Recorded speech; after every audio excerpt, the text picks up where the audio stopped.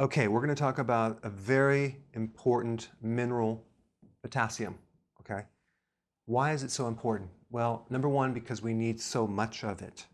Out of all the nutrients, vitamin A, vitamin B, calcium, magnesium, potassium, being a mineral, is needed in large amounts. I'm talking 4,700 milligrams. Okay, because it's used in all the cellular reactions. It's also used to store your sugar in your liver and your muscle. Now, let's explain what I mean by that. Stored sugar is a good thing. We need to store some sugar to be able to handle a quick release of energy. And glucose, being the molecule of sugar, if you stick them together in a group, they're called glycogen. So glycogen is the storage of glucose, mainly in the liver, mainly in the muscles, and it's used like, very instant, so you can regulate that. So we need that. It just so happens potassium is the mineral that allows glucose to be stored as glycogen.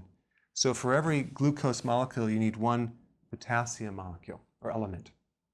So that's one thing, okay? So let's say you're deficient in potassium. That means you're not going to store the glucose as well. So if you don't store glucose, your body then stores more fat.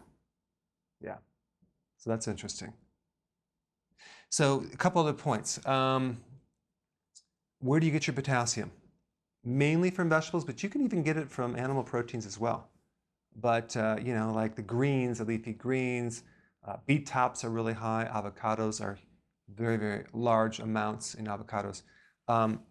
So how do we know we're getting enough potassium? Well, 1 cup of greens, vegetable, or salads on average equal 1 ounce.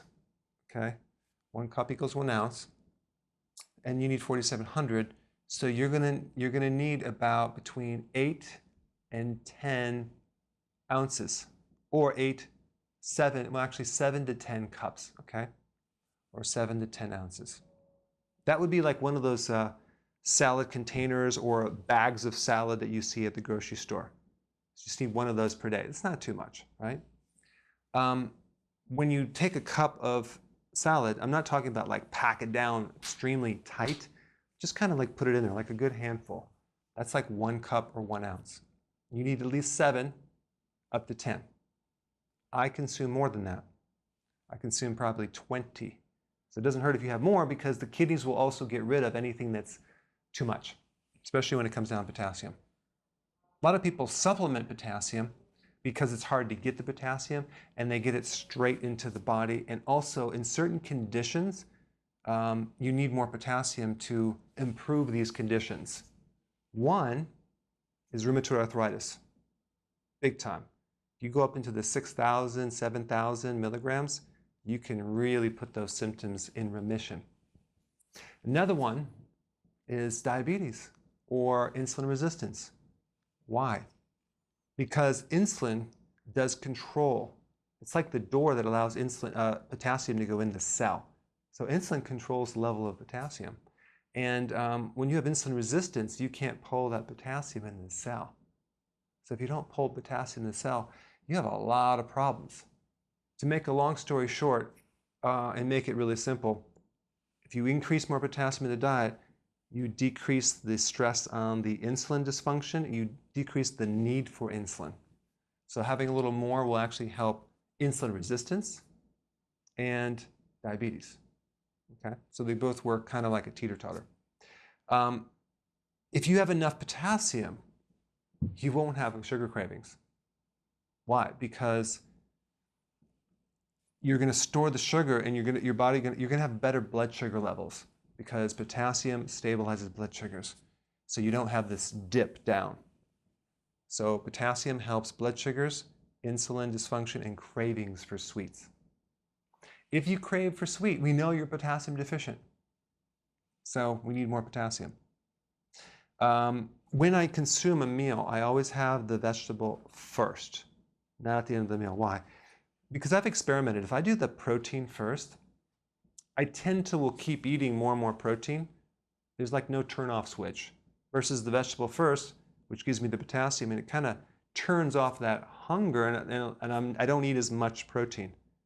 My son, for example, he'll sit down and eat chicken wings. He can eat, I'm talking like massive quantities.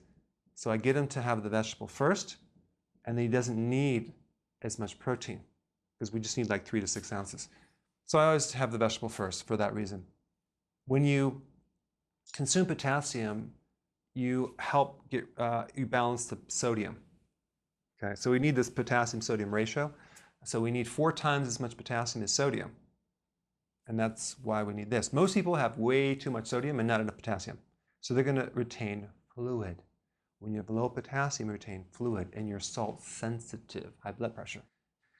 If you take potassium, your blood pressure comes right down. It probably is, in many cases, the cause of high blood pressure, low potassium. Now, as you do a ketogenic diet, that's real low carbs. It's low carbs, and you're going to dump a lot of fluid. Because one thing is that carbs, especially refined carbohydrates, sugars, cause retention of fluid. Okay? Because when you consume carbohydrate, you also deplete your potassium. So when you have like cakes and cookies and sugar and donuts and breads and pasta, you're automatically depleting the potassium. Now, why is that? Well, because in nature, sugar cane is probably one of the highest things with potassium that you could consume. Not one of the highest, but it's very, very high. Okay, so there's a lot of potassium in sugar cane. But what they do is they refine it and they get rid of the potassium and other minerals like iron into molasses, and they put as white refined sugar and brown sugar as a really depleted potassium deficient sweetener. When you consume this refined sweetener over here without the mineral, you tend to, your body almost like starts deplete. It's a potassium depleter. It's almost like your body will start trying to recombine that glucose with sugar and starts pulling from reserves. So in other words, to make a long story short, when you consume sugar, I'm trying to make this really simple. When you consume refined sugar, junk food, you're depleting your potassium, and you're increasing your sodium, and you're increasing your fluid retention. So when we cut that out, you dump a lot of fluid. Okay, so you can drop a lot of weight in 1 week. That's good, but you better put your potassium back in there because if you're dumping a lot of fluid, you need to put the hydration back in there so you have the volume of fluid, not just water. You need the electrolytes, okay, that help the connectivity. So when people do the ketogenic diet and they feel really tired, boy, you just need to add a little potassium and boom, the energy comes up. Sometimes a little sodium. Even with low blood pressure, you need potassium and sodium to help get more fluid in there, not just water. So our bodies need fluid. Okay, so I wanted to just give you an overview of potassium and what it can do and how important it is. So make sure you eat your vegetables on this program. Thanks for watching.